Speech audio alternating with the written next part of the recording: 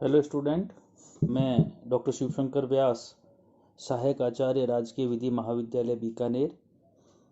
हमने अपनी पिछली क्लास में परमानेंट लोक अदालत के बारे में चर्चा शुरू की थी और मैंने ब्रीफ में पूरे टॉपिक को आपको बताने का प्रयास किया था कि फिर हम आने वाली क्लासों में इस पर डिटेल से चर्चा करेंगे, और मैंने उसकी PDF नोट्स भी आपको अवेलेबल करा दिए थे। आज हम इस पर चर्चा शुरू कर रहे हैं कि स्थायी लोक अदालतों का गठन विवादों को राजीनामे व समझौते के माध्यम से निपटाने का एक नया मंच है। और इस परमानेंट लोक अदालत का जो प्रावधान है वह विधिक सेवा प्राधिकरण अधिनियम 1987 में संशोधन द्वारा 2002 के बाद जोड़ा गया, और मुख्य रूप से लोकोपयोगी सेवाएं यानी कि पब्लिक यूटिलिटी सर्विस से जुड़े हुए जो मामले होंगे उनको राजीनामे और समझौते के माध्यम से निपटाने का ये एक अद्भुत और नया मंच बनाया गया है। यहाँ पर चूंकि लोकोपयोगी जो सेवाएं हैं उसकी चर्चा PDF नोट्स में बाद में है, लेकिन बात को समझाने के लिए मैं इस पर पहले चर्चा करूँगा, और यहीं से आपको इसके जुरिस्डिक्शन की भी जानकारी मिलेगी कि जो परमानेंट लोक अदालत बनाई गई हैं इसका मेन मोटो जो है वह है पब्लिक यूटिलिटी सर्विस से जुड़े हुए मामलों को राजीनामे या समझौते के माध्यम से निपटाना। ओनली पब्लिक यूटिलिटी जो है उसे। अब चूंकि नोट्स में बाद में बता रखा है, मैं यहाँ पर आपको पहले यहाँ पर चर्चा कर लेता हूँ कि ये पब्लिक यूटिलिटी सर्विसेज है क्या। इस अधिनियम यानी कि हम जो बात कर रहे हैं विधिक सेवा प्राधिकरण अधिनियम की धारा 22A के खंड B में लोको उपयोगी सेवाएं यानी कि पब्लिक यूटिलिटी सर्विस क्या है या कौन कौन सी सर्विसेज पब्लिक यूटिलिटी सर्विस या लोको उपयोगी सेवाएं मानी जाएगी उसके बारे में बताया गया है। सबसे पहला कि वायु यानी कि हवा के माध्यम से, सड़क या जल मार्ग द्वारा यात्रियों अथवा माल का परिवहन करने वाली सेवाएं, यानी कि पब्लिक यूटिलिटी सर्विसेज क्या होगी, लोको उपयोगी सर्विसेज क्या होंगी। उसमें इन 6 बातों को बताया गया है कि ये जो 6 चीज़ें होंगी वे लोको उपयोगी सेवा में शामिल मानी जाएगी, पब्लिक यूटिलिटी सर्विस मानी जाएगी, और इसी पब्लिक यूटिलिटी सर्विस से संबंधित मामलों को राजीनामे एवं समझौते के माध्यम से निपटाने के लिए परमानेंट लोक अदालतों की स्थापना की गई है।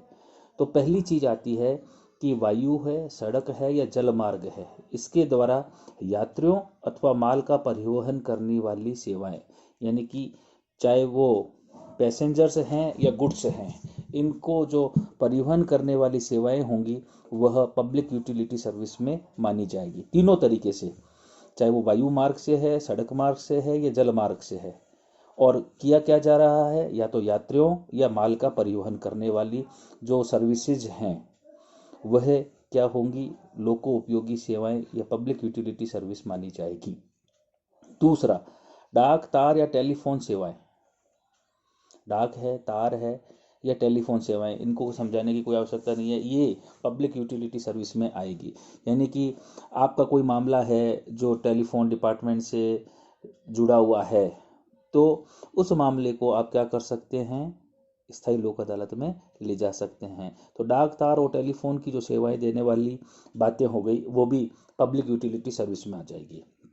फिर किसी भी संस्थापन यानी कि जो एस्टेब्लिशमेंट है द्वारा जनता को विद्युत, प्रकाश या जल के प्रदाय से जुड़ी हुई सेवाएं, यानी कि कोई जो संस्थापन है, कोई एस्टेब्लिशमेंट है, जो कोई डिपार्टमेंट है, वो जनता को क्या दे रहा है, इलेक्ट्रिसिटी दे रहा है या वाटर सप्लाई कर रहा है, उससे जो जुड़ी हुई सेवाएं होंगी वे क्या होंगी, पब्लिक यूटिलिटी सर्विस के अंतर्गत आएगी। यानी कि वे डिपार्टमेंट से जुड़े हुए जो मामले होंगे, इन डिपार्टमेंट से जो जुड़े हुए मामले होंगे वे भी पब्लिक यूटिलिटी सर्विस के मामले होंगे, और आप इनको लोक अदालत यानी कि परमानेंट लोक अदालत जिसका हम चर्चा कर रहे हैं उसमें आप इनको ले जा सकते हैं।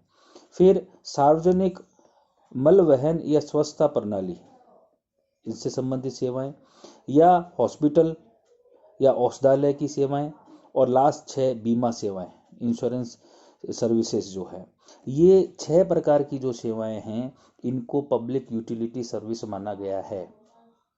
कई बार आपके पेपर में क्या रह सकता है, कोई छोटा प्रश्न आए, ठीक है ना, जिसकी अब 2 नंबर वाला कंसेप्ट तो अम्बेडकर यूनिवर्सिटी में रहा नहीं है, लेकिन कई बार इससे पूछा गया है आपको कि लोको उपयोगी सेवाएं से आपका क्या तात्पर्य है, पब्लिक यूटिलिटी सर्विसेज क्या है। तो वायु, सड़क या जलमार्ग द्वारा यात्रियों और माल का परिवहन करने वाली सेवाएं, डाक, तार और टेलीफोन की सेवाएं, जनता को प्रकाश और जल यानी इलेक्ट्रिसिटी और वाटर सप्लाई से जुड़ी सेवाएं, सार्वजनिक स्वच्छता प्रणाली से जुड़ी सेवाएं, हॉस्पिटल और औषधालय से संबंधित सेवाएं और बीमा सेवाएं, ये सेवाएं जो होगी वे पब्लिक यूटिलिटी सर्विस के अंतर्गत काउंट होगी। विशेष बात यहाँ ध्यान देने वाली है कि केंद्र सरकार अथवा राज्य सरकार कभी भी जरिए नोटिफिकेशन, बाय नोटिफिकेशन किसी भी सेवा को लोको उपयोगी सेवा घोषित कर सकती है या इनके द्वारा लोको उपयोगी सेवाओं को घोषित किया जा सकता है। यानी कि ये जो 6 लिस्ट हमने अभी चर्चा की, इसके अलावा किसी सर्विस को या तो सेंट्रल गवर्नमेंट के द्वारा या स्टेट गवर्नमेंट के द्वारा अधिसूचना जारी करके यानी कि नोटिफिकेशन जारी करके किसी भी सेवा को पब्लिक यूटिलिटी सर्विस, लोको उपयोगी सेवाओं में जोड़ा जा सकता है। तो स्थायी लोक अदालत जो बनी है वो स्थायी लोक अदालत इस प्रकार के लोको उपयोगी सेवाओं से जुड़े हुए मामलों को राजीनामे और समझौते के माध्यम से निपटाने के लिए इनका गठन किया गया है। अब बात आती है साहब इनके गठन की, कि भाई ये जो परमानेंट लोक अदालत है इसकी गठन कैसे होगा। तो इस परमानेंट लोक अदालत में एक अध्यक्ष होगा और 2 सदस्य होंगे, ठीक है ना।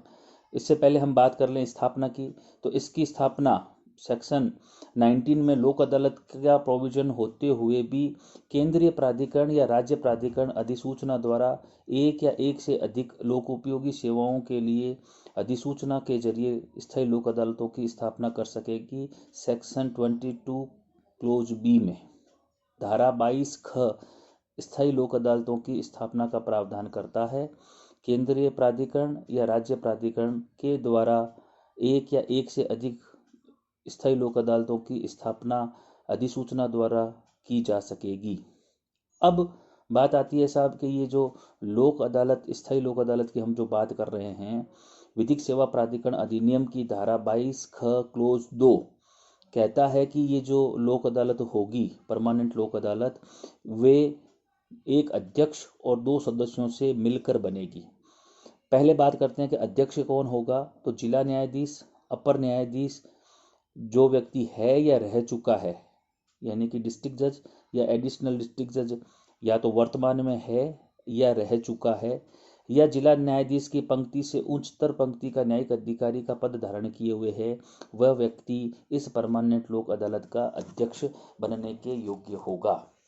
बात क्या आ रही है कि एक अध्यक्ष होगा और 2 सदस्य होंगे। अध्यक्ष कौन होगा? जिला न्यायाधीश, अपर जिला न्यायाधीश है या रह चुका है यानी कि इन सर्विस और रिटायर्ड, वो व्यक्ति क्या होगा? इसका अध्यक्ष होगा।